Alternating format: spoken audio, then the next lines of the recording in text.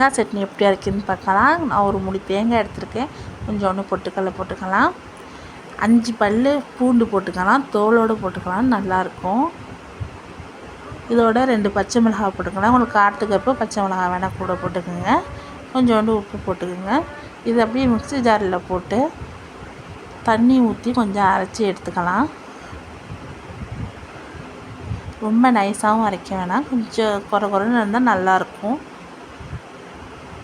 அரைச்சி எடுத்ததை ஒரு கோப்பையில் ஊற்றிக்கலாம். தண்ணியாக வேணும்னா தண்ணியாக ஊற்றிக்கலாம். இல்லை கொஞ்சம் கொள்ளன்னு வேணும், திக்னஸாக வேணும் அப்படின்னா கொஞ்சம் தண்ணி கம்மி பண்ணி போட்டுக்கலாம். அப்புறம் கடாயில் எண்ணெயை ஊற்றி பட்டை மிளகாய் போட்டு கடுகு போட்டு பொரிஞ்சோன்னே